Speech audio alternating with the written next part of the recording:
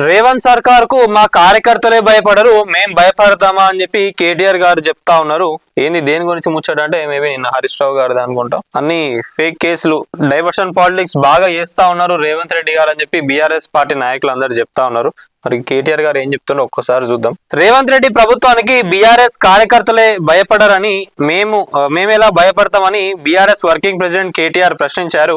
Revanth Reddy identity crisis లో ఉన్నాడని, అతని పేరు మర్చిపోయాడని, ఒక యాక్టర్ ను జైల్లో వేశాడని, హీరోలు వచ్చి కలవకపోతే జీవోలు ఇవ్వమని ఎద్దేవా చేశారు. రేవంత్ రెడ్డిలా అందరూ దొంగలే ఉంటారని భ్రమపడుతున్నాడని విమర్శించారు. బీఆర్ఎస్ పార్టీ గద్దెలను కూల్చేయాలన్న సీఎం రేవంత్ రెడ్డి వ్యాఖ్యలపై కూడా కేటీఆర్ మండిపడ్డారు. దమ్ముంటే బీఆర్ఎస్ పార్టీ గద్దెలను ముట్టుకోమనండి చూద్దాం అని సవాల్ విసిరాడు. 10 ఏళ్లు తాము ఇలాంటి రాజకీయాలు చేసి ఉంటే కాంగ్రెస్ పార్టీ ఉండేదా అని అడిగారు. రేవంత్ రెడ్డి హార్డ్ వర్క్ పోయి చదువుకున్నాక ఆయన ఈ లాగులు తొండలు ఇడిసే భాష ఆగిపోతదేమో చూడాలని అన్నారు. మరి హార్డ్ వర్క్ పోయి ఇంగ్లీష్ లో మాట్లాడుతున్నారు, మిమ్మల్ని కూడా రేవంత్ రెడ్డి బాత్రూమ్ లు కడిగే వాళ్ళు అని తిడతాడేమో అని తన ముందున్న వారిని ఉద్దేశించి కేటీఆర్ ఎద్దేవా చేశారు. కాంగ్రెస్ ప్రభుత్వం అధికారంలోకి వచ్చాక రేవంత్ రెడ్డి బామర్ది సృజన్ రెడ్డి సింగరేణిలో 7 టెండర్లు తీసుకున్నాడని అన్నారు. సైట్ విజిట్ సర్టిఫికేట్ అనే అడ్డమైన విధానంతో రేవంత్ రెడ్డి బామర్ది గ్యాంగ్ టెండర్లు దక్కించుకున్నదని విమర్శించారు.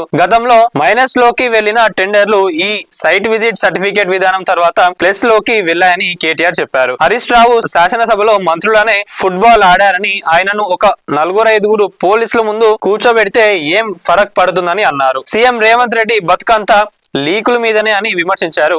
ఇంకెన్ని రోజులు లీకుల మీద బతుకుతావు అని ప్రశ్నించారు. ఫోన్ ట్యాపింగ్ జరిగిందని, తప్పు జరిగిందని అంటావని మరి ఒక అధికారి కూడా బయటకు వచ్చి అధికారికంగా ఎందుకు మాట్లాడడం లేదని కేటీఆర్ నిలదీశారు. సో ఇది ఫోన్ ట్యాపింగ్ కేసులో ఏదైతే నిన్న సిట్టు పిలిచిందో హరీష్ రావు గారిని దానిపైనే మాట్లాడుతా ఉన్నారు. డైవర్షన్ పాలిటిక్స్ చేస్తా ఉన్నారు రేవంత్ రెడ్డి గారు. ఏదైతే మీ టెండర్ దక్కించుకున్నారో మీ బామ్మర్ది అని చెప్పి కేటీఆర్ గారు చెప్తా ఉన్నారు. దాని గురించి మాట్లాడడం జరిగింది కాబట్టి ఈ రోజు హరీష్ రావు గారిని సిటీ పిలిచి ఏదో భయపెట్టాలని చెప్పి మీరు చూస్తా ఉన్నారు. కానీ ఆడేం లేదు, నిజంగా 2 సంవత్సరాలు అయితే ఉన్నది. మరి ఇన్ని కేసులు పెట్టిండ్రు కదా, ఏమైంది, ఒక్కడన్నా తేలిందా? ఎందుకు ఇట్లా ఫేక్ కేసులు పెట్టి మీరు డైవర్షన్ పాలిటిక్స్ చేస్తా ఉన్నారు అని చెప్పి బీఆర్ఎస్ నాయకులు కేటీఆర్ గారు, హరీష్ రావు గారు అందరూ ప్రశ్నిస్తా ఉన్నారు. మరి సిట్కి ఎన్నిసార్లు పిలిచినా కూడా మేమైతే వస్తాము, మేమైతే ఏడికి పారిపోమని చెప్పి హరీష్ రావు గారు చెప్తా ఉన్నారు. కేటీఆర్ గారు వీళ్ళందరూ కూడా చెప్తా ఉన్నారు. ఇది మొత్తానికి అయితే జరిగిన ముచ్చట. మరి మా కార్యకర్తలు అయితే అసలు భయపడరు, మేమేంది భయపడదని చెప్పి కేటీఆర్ గారు చెప్తా ఉన్నారు. ఇది మరి అసలు ఫోన్ ట్యాపింగ్ కేసు ఏదైతే ఉందో దానిపైన మీరేమనుకుంటున్నారు అనేది ఒక్కసారి కామెంట్ లో తెలపండి.